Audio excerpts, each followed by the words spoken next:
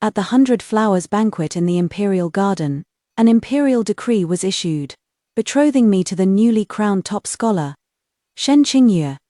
I kowtowed in gratitude, my posture dignified, not a ripple of emotion detectable in my voice. Meanwhile, beside me, the man I had loved for 2 lifetimes, Fu Yunshen, the heir of Marquise Zhenbei, was staring fixedly at me, his handsome face contorted in shock. The seat beside him was empty. It should have been me sitting there, but today, I deliberately sat beside my mother. Everyone's gaze pricked over like needles, darting back and forth between me and Fu Yunshen, who in the entire capital didn't know that the heir of Marquise Zhenbei and Xie Zhaozhao, the legitimate daughter of the Grand Tutor's mansion, were a match made in heaven, only waiting for an imperial decree of marriage. But now, the imperial decree was issued, and the groom had changed. Fu Yunshen's eyes were filled with questioning and storm, and he mouthed silently to me. Why? I, however, merely raised my cup to him from afar, revealing a perfect detached smile. He didn't know that I had died once, and this time, I no longer wanted to be a pawn that could be sacrificed at any moment under his grand ambitions. I did not receive the imperial decree of marriage. The eldest princess has taken a liking to me, and His Majesty has already drafted the decree. The eldest princess, the current emperor's only full-blooded sister, 30 and unmarried, spoiled and temperamental, is the most troublesome figure in the entire imperial family. I felt like I was struck by lightning, completely stunned. Just the night before, Fu Yunshen was still holding me, solemnly vowing that once he returned after pacifying the northern border, he would have a grand bridal procession and marry me as his wife. This is just a temporary measure. He gripped my hand tightly, with such force it almost crushed my bones. Our marquisate is weak. I need the eldest princess's influence to pave the way for me in court. Zhaozhao, believe me. You are the only one in my heart. Once I hold great power, no one in this world will be able to stop us. I believed him. I became his mistress, kept in a separate residence, a shadow hidden from the light. I cooked for him, managed all his private properties, and conceived his child. He would gently kiss my forehead, saying, "Once our child is born, I'll make him the legitimate heir." He would place the phoenix blood jade bangle, a symbol of the Fu family's matriarch, on my hand, saying, "You are my Fu Yunshen's only wife." I waited for 3 years. I waited until the eldest princess's jealousy and suppression intensified, until Fu Yunshen's position in court became rock solid. Finally, what I waited for was a man-made fire on the night I gave birth. I gave birth to a baby boy with all my might. But the towering flames and thick smoke blocked all our paths to survival. In the raging fire, the last person who gave help was his personal bodyguard. On the other end were the eldest princess's sharp cries and Fu Yunshen's anxious soothing. "Don't be afraid, I am here. The imperial physician will be here immediately. It is just a little bit of disturbed fetal key. Nothing will happen." Me, child in my arms, let out one last faint cry, and then everything fell silent. The eldest princess, holding a wineglass, elegantly walked up to me, smiling brightly. "Scholar Shen's talent is unparalleled. He is as gentle as jade. Truly a perfect match for you, sister." I stood up and returned the greeting, calm and composed. "Thank you for your kind words, princess." He yanked me into a corner, suppressing his anger as he snarled, "Xie Zhaozhao. What the hell are you doing? You know everything I do is for us. Why did you petition to marry Shen Qingyue? What can that powerless scholar give you? He can give me stability." I calmly pushed his hand away. Fu Yunshen, secretly meeting late at night with a minister's daughter who is about to marry. His eyes were red with anger. "I admit I didn't tell you in advance. It was my fault. I can give it picture. I promise you, I will never lay a hand on the princess. It is just that in his previous life, he would at least still carry guilt and deep affection. But in this life, perhaps with memories of his past life, he omitted all the groundwork, leaving only his self-righteous control and commands. What makes him think that I, who have died once, would still willingly jump into the same pit of fire?" I chuckled softly. I think you've got it wrong. What I want has never been the world. When I was abducted by bandits and about to be disgraced, he descended like a god, sealing their throats with a single sword, saving me from peril. He draped his blood-stained outer robe over me, covering my dishevelment, and the deep-seated killing intent and heartache in his eyes made me feel like I had waited 10,000 years for that moment. Don't be afraid, I am here, he said softly. From that day on, he became my faith. He taught me archery and horsemanship, taught me military strategy, and showed me the vast world beyond the women's quarters.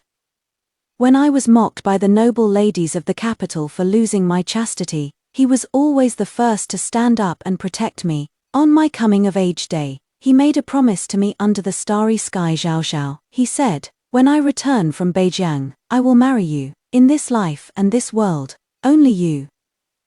I nodded, tears in my eyes. I thought that was the beginning of a lifetime of happiness.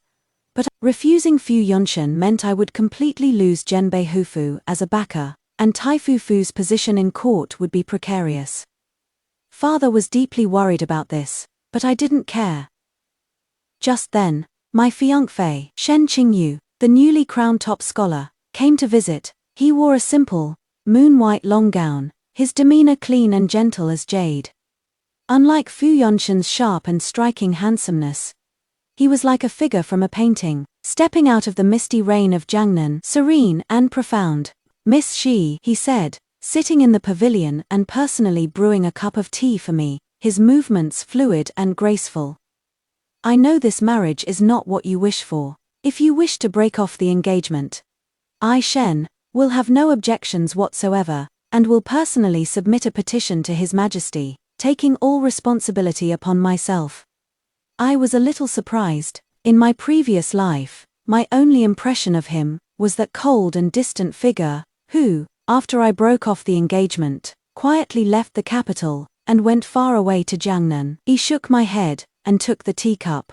Lord Shen, you are joking. An imperial marriage. How could it be treated as a child's game since I have already accepted the grace? There is no reason to go back on it. Hearing this, he raised his eyes, and in those clear eyes, a hint of an almost imperceptible smile seemed to flash. That is good. He put down the teapot and took out a yellowed chess manual from his sleeve. I hear Miss is skilled at chess. This is a unique copy of Forget Sorrow that I found by chance. Consider it our engagement gift. Me heart trembled. Forget Sorrow was the chess saint's final work from the previous dynasty, and had been lost for a long time. Fu Yunshan once promised me that he would find it and give it to me, but until my death I never saw a trace of it. I accepted the chess manual, my heart filled with mixed emotions. Shen Qingyu and I began to interact normally as an engaged couple. He would accompany me to admire flowers, play chess with me, and listen to me play the zither. He never mentioned Fu Yunshan, nor did he ever ask about my past, but simply stayed by my side in a subtle, nurturing way. These peaceful days thoroughly enraged Fu Yunshan. He first instructed the eldest princess to cause trouble for me at the palace banquet, but the calm and resourceful Shen Qingyu resolved each issue. Then, he impeached my father in court, accusing him of forming factions and conspiring to destabilize the nation's foundation. For a time, the Grand Tutor's mansion was in a precarious state. Everyone thought we were finished. Even father had prepared to retire and return to our hometown. But on the second day's morning court, Shen Qingyu presented a memorial, detailing various evidences of Marquis Zhenbei's crimes of embezzling military funds and falsely reporting military achievements. The evidence was conclusive and indisputable. The entire court was astonished. Fu Yunshan was arrested in court and thrown into the imperial prison. That evening, Shen Qingyu came to my residence. He stood under the osmanthus tree in the courtyard, his expression calm. Aren't you curious how I, a mere Zhuang Yuan, managed to take down Marquis Zhenbei? He remained silent, indeed puzzled, because he slowly walked towards me. The former crown prince, whose entire family was executed for treason 20 years ago, was the biggest taboo of this dynasty. He stopped, his voice gentle. I won't harm you. Everything I've done is just for— And the Fu family was one of the masterminds who framed my father. My initial choice of you was indeed because you were someone Fu Yunshan cared about. A flicker of apology flashed in his eyes, but later, I realized I was wrong. You shouldn't be anyone's pawn for revenge. You are you, Zhao Zhao. He looked into my eyes and said seriously, Zhao Zhao, I won't be like him. I saw Fu Yunshan rush into the burning building like a madman, digging out the charred remains of me and my child from the ruins. He held those two charred bodies, crying his heart out, and his hair turned white overnight. I saw him enshrine my memorial tablet in his study, facing it every day, becoming emaciated. I saw him finally discover that the true arsonist was the eldest princess. He set up an earth-shattering scheme, luring the eldest princess and the forces behind her into rebellion, then personally annihilated them all, spilling blood across half the imperial court. Finally, I saw him on a snowy night, wearing the blood-stained battle robe from when we first met, commit suicide by slitting his own throat before my grave. In his hand, he was still tightly clutching the phoenix blood, jade bangle, which he hadn't had time to give me, a symbol of a legal wife status. So, he loved me. It is just that this love, compared to his ambition and his empire, was ultimately too light. Not long after Fu Yunshan was imprisoned in the imperial dungeon, he had a rebirth. He woke up after a high fever, and upon waking, he frantically demanded to see me. In the imperial dungeon, he was wearing heavy shackles, his hair disheveled, no longer having any trace of his former spirited appearance. Zhao Zhao, I was wrong. He grabbed the prison bars, his voice hoarse. In my last life, I sacrificed you for power, killed you and our child. I regret it immensely. In this life, I originally intended to first control the Grand Princess. Control power, then clear all obstacles for you. I didn't expect you wouldn't believe me. I was stunned. Also rebirthed. Zhao Zhao, listen to me, he explained anxiously. You can't trust Shen Qingyu. His words were like a heavy hammer, smashing hard into my heart. His words were back at the residence. He suddenly smiled, that smile carrying a hint of bleakness and self-mockery. He was right. This is a keepsake from my mother, and also a token of our pledge, he whispered. Our engagement was not something I forced, but rather something my royal father and your father personally arranged 20 years ago. Do you still remember when you stumbled and fell into the water as a child, and were saved by an older boy? My mind boomed. Of course, that year I was 5, and playing carelessly, I fell into the lake. It was a young boy in brocade clothes who saved me. To comfort me, he gave me the jade pendant he carried, and that jade pendant was exactly like the one before my eyes now. It is just that later, I accidentally lost that jade pendant. Fu Yunshan's so-called life-saving favor, Zhao Jingyan's voice turned cold, was nothing more than him happening to appear at the scene where the kidnappers were about to kill their hostage, merely picking up some ready-made credit. The one who truly got the news in advance, laid out a dragnet for you, and ensured your absolute safety, was me, whereas his calculations were for his own ambition.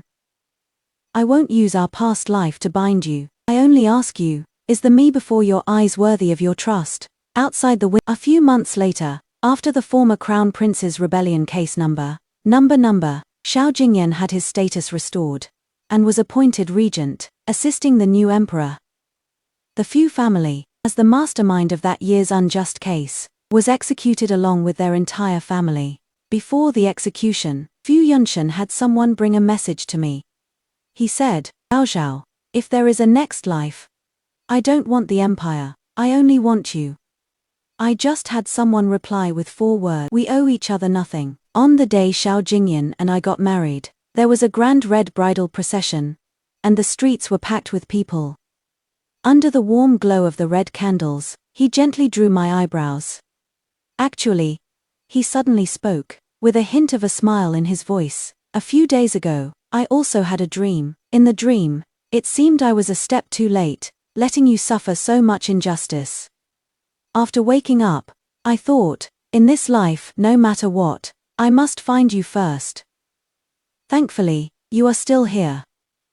My heart trembled, and I looked up to kiss his lips. It turns out, Fate gave. Some people used it to make up for regrets and grasped the happiness that was within reach, while others, making one mistake after another, completely lost their way back.